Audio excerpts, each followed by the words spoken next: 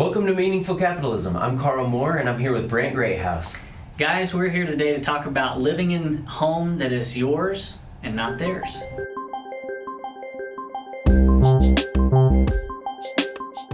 So one of the things that often happens is, we kind of go through these different stages in life, and we reach this point, and some of us, reach it earlier, and like me, I reached it a little bit later, lived in an apartment for a while, but there came this point in my college and in my young married life where I was like, I don't want to pay rent anymore.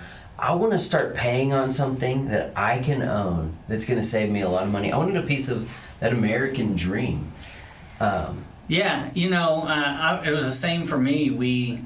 My wife and I, when we got married, we were living in apartment after apartment after apartment, and at some point we said, you know what, we'd like to settle into a place, but we don't want to settle into somebody else's place. We'd like to find something that's ours, that we can set it up the way we want it, paint the walls the way we want it, and most importantly, be able to,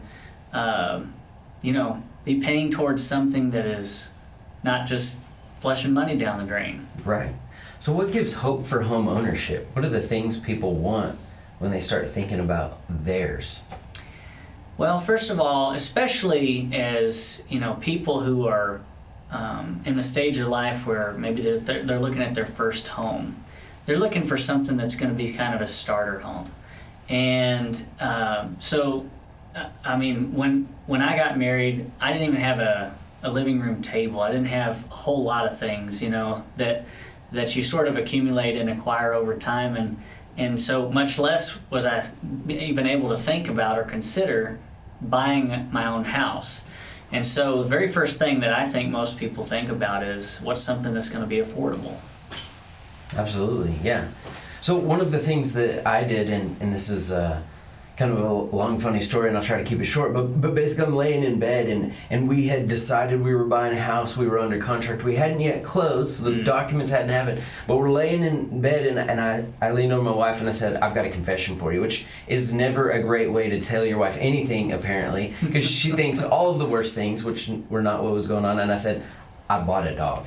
And she's like, I think I could have said anything. Yeah. It was like her mind was in the worst place. But that was it. It was like when we thought of a home, for me it was, hey, I've got a place I can have a dog, which I know people have dogs in apartments. That's just one thing that she and I had decided. Once we get a house, then I can get a dog. And so I'm thinking a yard. I'm thinking, the apartment was great, but you never knew where you were going to park. Right? Like if you left something in your car, it could be at the bottom of the stairs, but it could also be like across the parking lot because you got there late that night. I could park at my front door. So, those are kind of some of the things initially come to mind. We wanted children, so we were thinking, okay, we don't want to just buy a 2-bedroom, 1-bath house. We want to buy a 3-bedroom, 2-bath house that has a yard, a place for a play set. Like we were thinking down the road a little bit, and I think when you start thinking about something that's going to be yours permanently, you do kind of transition your thoughts to be a little bit farther down the road than where you are. And so some of that hope for home ownership comes in that. I think it's kind of the American dream to own a home, to park at your front door, to have that little bit of yard, the 3-bedroom, the 2-bath. Yeah, put in a little landscaping around there and be able to have something that's called yours. Absolutely. Yeah, so, as we talk about, home ownership, what is the market looking like today where, that for people who are wanting to buy just a starter single-family house? Man, some of the numbers have gotten outrageous over the past couple of years since COVID with price increases. I know on average in the United States, new homes sell for a little bit more than used homes, but they're pretty close to each other. United States averaged is just over $375,000 to buy a house. That's nuts. I can remember just not even 10 years ago it was half that. Oh, it was under $250,000 was the average. And so in Texas, the prices increased to over $350,000. So still a little bit more affordable than the United States as a whole, but Texas also climbing faster because of the amount of growth we've had here. So when people are thinking about, getting that first home, your monthly income has to be pretty substantial to get just the average home nowadays. And so I think this is what's driving a lot of people into our market with mobile home communities. I can buy a 3-bedroom, 2-bath house. I can park at my front door. I can have a little gate with the dog that has a place to go to the restroom. I got a little spot of grass to mow to call my own. And at the same time, I can get into it and live there for less than $100,000. I don't have to work 2 or 3 jobs and miss my kids growing up just to pay the bills. I can take care of what I need to. I can come home and I can enjoy that peace of mind there at home. I think a lot of people are starting to kind of just get rid of the idea that I got to keep up with the Joneses and I got to have this massive house. I think a lot of people are starting to realize, look, I need a house that's going to fit my needs for my family, that's going to keep us safe, that's going to be affordable, because I'd rather spend a lot of money on a lot of other things in life besides a huge house. Some people want a huge house still, but honestly, something that's going to meet all those needs and allow you to have a substantially higher lifestyle. I mean, if all of your life is spent in your house, well, that's one thing, but if you want a lifestyle, you can have that by getting something that's affordable and setting yourself up in something that is still yours. You own it, but instead of renting and paying somebody else's mortgage.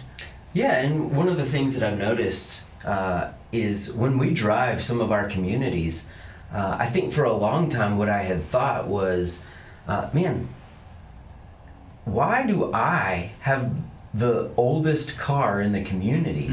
Because of what you just said. I can buy a more affordable home, and so I can now afford a Lexus, I can afford a Mercedes, I can afford a Cadillac, and so I'm driving through in my old Toyota, and everybody has newer cars than me, and it's kind of like, well, that's why, because I spend way too much money on my stick-built house. Right, exactly. So to sum up, the hope for home ownership does not necessarily have to look like what it did 20 and 30 years ago, buying a stick-built house, living in a subdivision. Many people are transitioning into mobile home communities, buying a more affordable house so that I can have additional income to spend on things that are more important to me.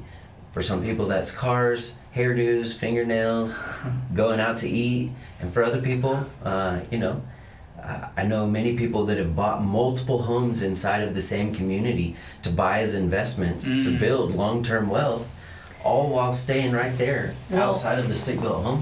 Whether you buy multiple homes or not, you can still build long-term wealth. And, it's an incredible way to start and kind of get into something that's yours, where you start out with something affordable, you live there, and while you're living there, you're paying it down. That's building your equity. Eventually, you may not stay there forever, but you now can be able to sell your property and have a down payment, a sizable down payment for a next level. Yeah, and this really feeds into the podcast that's upcoming, the 3 investment buckets. If you live in something affordable, you have the free cash flow to start filling up your investment buckets.